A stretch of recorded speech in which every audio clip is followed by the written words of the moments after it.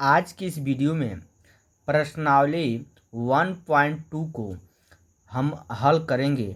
जो पहला प्रश्न दिया हुआ है, नीचे दिए गए कथन सत्य है या असत्य, कारण के साथ अपने उत्तर दीजिए। ठीक है, पहला प्रश्न दिया है, प्रत्येक अपरिमेय संख्या एक वास्तविक संख्या होती है। ठीक है, तो ये सत्य है। क्या है हमारा? सत्य है। सत्य क्यों है? तो हम कारण इसका हम बताएंगे कैसे है सत्य। तो हम जानते हैं वास्तविक संख्या में परिमेय संख्या और अपरिमेय संख्या दोनों होती हैं। ठीक है, तो यही प्रश्न में कहा है प्रत्येक अपरिमेय संख्या एक वास्तविक संख्या होती है। हाँ, होती है, क्योंकि अपरिमेय जो संख्या होती है ना, वास्तविक संख्या में आती है, इसलिए क्या होगा? सत्य होगा। दूसरा प्रश्न दिया है, संख्या रेखा का प्रत्येक बिंदु रूट यम के रूप का होता है जहां यम एक प्राकृत संख्या है। तो ये हमारा क्या है? असत्य है। असत्य क्यों है? इसका हम कारण देंगे, कारण हम बताएंगे।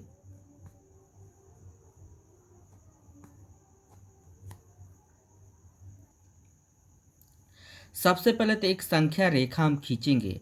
तो संख्या रेखा होता क्या है? तो बीच में हमारा क्या रहता है? जीरो। एक तरफ हमारा धनात्मक संख्या रहता है और एक तरफ ऋणात्मक संख्या रहता है। इधर धनात्मक संख्या रहेगा 1 2 3 4। ठीक है, इधर हम 4 लिए हैं तो इधर भी हम कितना लेंगे? 4, लेकिन ये ऋणात्मक रहेगा। -1 -2 -3 -4।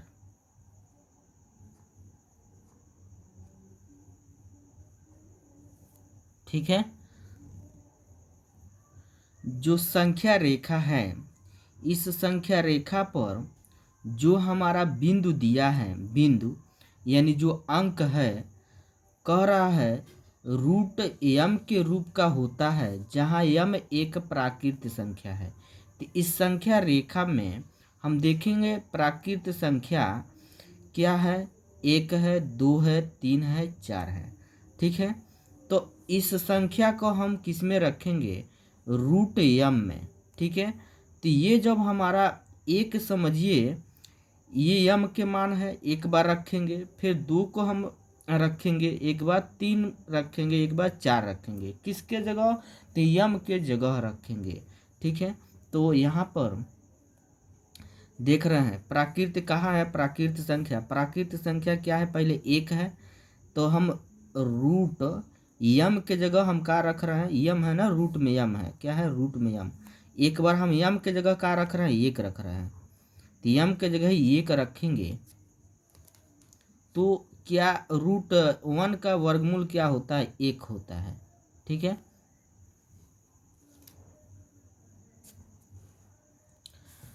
अब उसी तरह हम अब यम के जगह क्या रखेंगे? 2 रखेंगे। यम के जगह क्या रखेंगे? 2। यदि यम के जगह हम 2 रख रहे हैं, क्या इसका वर्गमूल निकल रहा है? तो नहीं निकल रहा है। फिर उसके बाद यम के जगह हम क्या रख रहे हैं? 3 रख रहे हैं। यम के जगह क्या रख रहे हैं हम? 3। क्या इसका वर्गमूल निकल रहा है? तो नहीं निकल रहा है। अब उसी तरह यम के जगह हम रख रहे हैं क्या? 4। इसी यम के जगह हम रख रहे हैं। ठीक है, तो इसका वर्गमूल कितना निकल रहा है? 4 का वर्गमूल क्या होता है? 2 होता है। तो इससे ये पता हो रहा है कि जो हमारा प्राकृतिक संख्या है, ये रूट यम के रूप का होता नहीं है, क्योंकि हम ये प्राकृतिक संख्या का मान यदि हम रख रहे हैं, कभी वर्गमूल निकल रहा है और कभी नहीं निकल रहा है। कभी क्या हो रहा है? नहीं निकल रहा है, कभी निकल रहा है। ऐसे ये क्या होगा? हमारा असत्य होगा।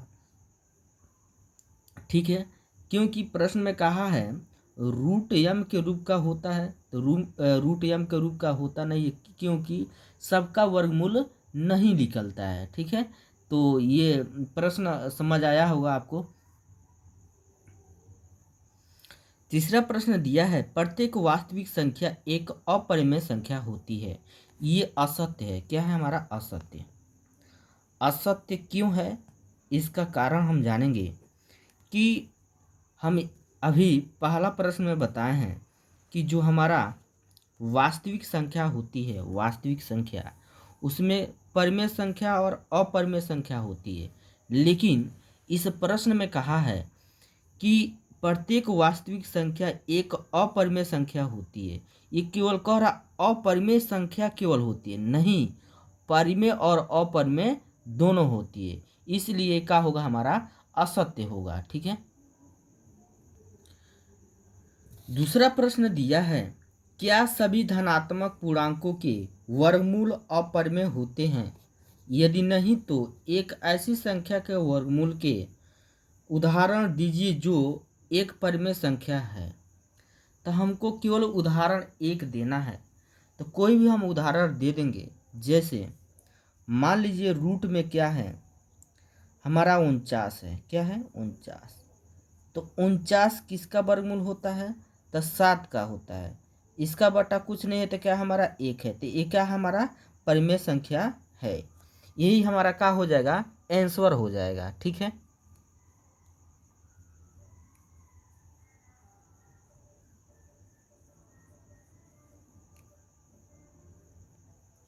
तीसरा प्रश्न दिया है, दिखाइए कि संख्या रेखा पर √5 को किस प्रकार निरूपित किया जा सकता है।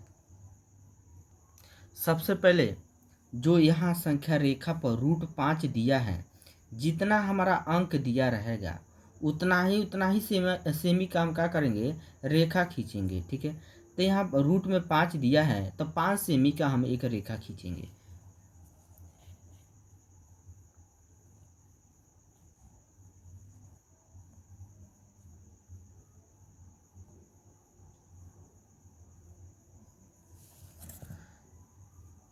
इस बिंदु के नाम हम दे देंगे ए, इस बिंदु के नाम हम बी दे देंगे। फिर इस बिंदु से 1 सेमी हम बढ़ाएंगे।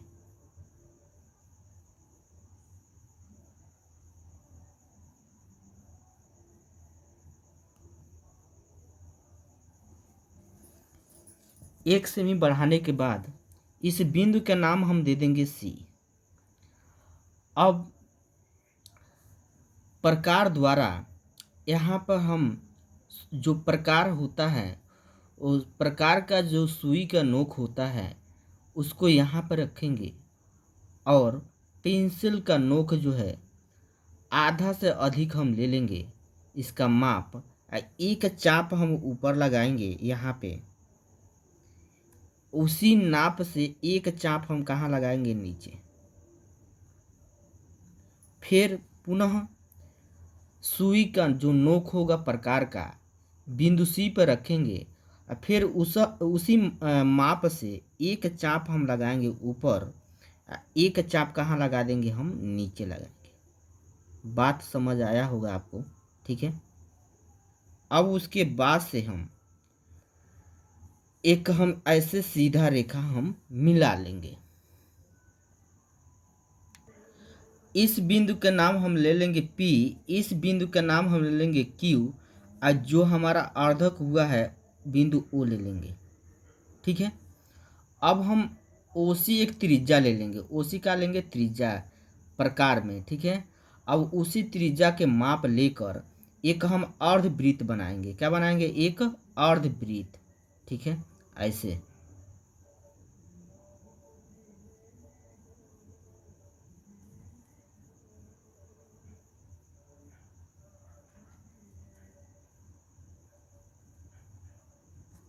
एक अर्धवृत्त बन गया। अब उसके बाद से हम बिंदु B से हम बिंदु D तक एक रेखा खींच लेंगे।